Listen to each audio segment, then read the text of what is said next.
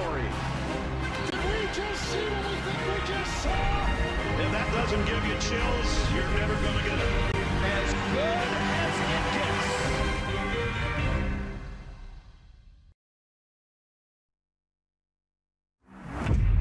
The Sloyd is on the line in Iowa City. Prize Hog Trophy. Off they go to get the prized pig. Floyd of Roast Hill is back home where he rightfully belongs. The entire team races to the other end of the field to cradle Floyd.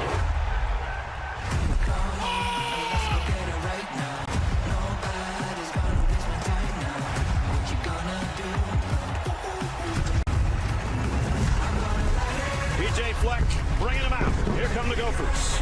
And a sack. Down the sideline. Touchdown! The Hawkeye fans hoping they've got something special this year. Touchdown, Iowa. Touchdown, quarterback Mark Gronowski.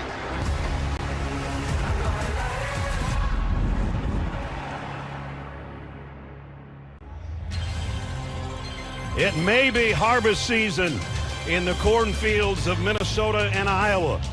But for these Midwest neighbors, it's also a time to gather for one of college football's oldest rivalries. To the victor, a prize pig named Floyd. And with that, the Home Depot Big Ten on CBS brings us to Iowa City at Kinnick Stadium. And our matchup for the 119th time, the Golden Gophers of Minnesota and the Hawkeyes of Iowa. Take a look at the standings in the Big Ten. Indiana, a victor today over UCLA, so they moved to the top of the heap at a perfect 5-0, number 2 team in the country. Ohio State, ranked number 1, was idle today. They're right there. And then there's a log jam for 3rd place, and these two teams, Iowa and Minnesota, are right there. Welcome, everybody, to Iowa City. I'm Brad Nessler. My partners are Gary Danielson, Jenny Dell, and Gene Steratores with us from New York. It's great, Gary. It's a blackout. It's a rivalry game. There's a trophy on the line, and that's all fine. But when you take a look at those standings, it keeps you in the hunt for a lot more. Absolutely. These two teams, the winner today will be saying, we can make a run. That's what this game is about. Well, we've talked about these two teams kind of being built alike. The way Kirk Ferentz has done it, the way PJ Fleck has done it, a lot of similarities. But if there's a glaring difference, it's probably how these two quarterbacks play. Yeah, they're both game makers. They're not managers, but they are different in their style. Let's start with Mark Gronowski. He's got a little of everything, but he brings his legs to the game. He's a must-stop in the running game. Yeah, he can throw the ball downfield, but if Minnesota's going to stop this Iowa offense, it's not just the tailback. This guy can put games away with his legs. On the other side, Drake Lindsey, he's going to be in the pocket. He is going to make the throws. It's a perfect day here to throw the ball. He's going to have to do it well against this Iowa defense. I think he's an up-and-coming star as a quarterback. A lot of flash for both those guys, but let's face it, it's mid-50s, it's a little bit windy, it's Big Ten football. Who's going to win in the trenches, right? That's what it's all about. And we have a great matchup in this game. Two line of scrimmage teams that have built this team. For Minnesota, 9 sacks last week. Headed up by Anthony Smith. He's number 1 in the Big Ten in pressures.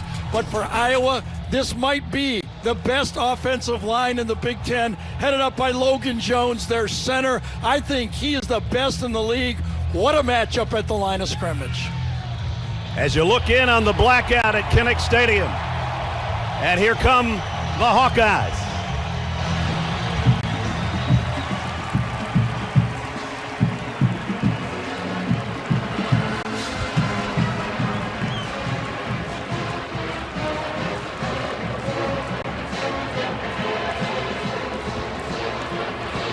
"95 straight years they've played this game. We're set for it coming up in a moment."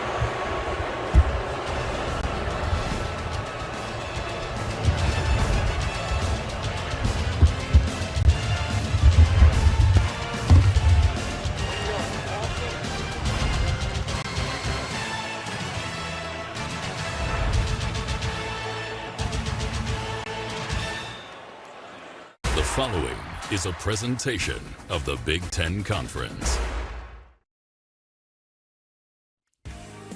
All right, back here one more time. Adam, Aaron, Rick, BJ, surveying the televisions at our disposal to bring you the latest of what's been happening, including Ole Miss. Unlike last week, BJ, holding on for victory. Defense is trying to show some life. Trinidad Chambliss has been doing this since he was inserted into the starting lineup, hitting Trace Buckler. 2 points, no good. On a team that was allowing 9.5 a game. Hey, Bill Belichick's guys up against Virginia, trying to give them their first conference loss. Davion Goss goes in to make it a 1-point game, AT, and they go for 2 in the win. And they had a shot, a really close shot, but those gutsy Wahoos found a way to get it done. Just a great play and effort there. You thought that you'd want to try to extend the ball there across the line of scrimmage. They don't, and Virginia wins its 3rd overtime game, or at least their 3rd in the last 4 weeks, man. These guys play with heart. Yeah, overtimers. Overtimers. Meanwhile, big one for the group of 5, hunt for the playoff spot in South Florida. Sam Franklin bouncing through and away. Away he goes. This has just been kind of the way things have gone for the Bulls this year, whether it's against Florida, whether it's against Boise State to start the season. They've been outstanding. Memphis so good at home. They're down by 5. They have it 2nd and goal, leading the nation in rushing touchdowns. BJ, your thought on the day so far before we get to kickoff? Well, they better lock up Alex Golish if they're smart there in Tampa. And as far as our game, this is going to be old man football, and I'm going to love it. Really impressed with Ole Miss bouncing back. They didn't finish the game against Georgia in the 4th quarter. It wasn't pretty, but they found a way to win. They looked like a top 10 team today. Fabulous job by Lane Kiffin and that team on the road yet again. And I cannot wait to watch this moving. This is going to be boring to you. You like all that creativity, man. I am just telling you, this is defense old-fashioned. Floyd or Rosedale on the line. We get you back out to Iowa City for the Gophers and Hawkeyes. See you at halftime. All right, Zook, thank you. You see the blackout at Kinnick Stadium. The Gophers and the Hawkeyes just about set to do business. The Home Depot Big Ten on CBS is sponsored by Liberty Mutual Insurance, Chili's, AT&T, and by IHG Hotels and Resorts.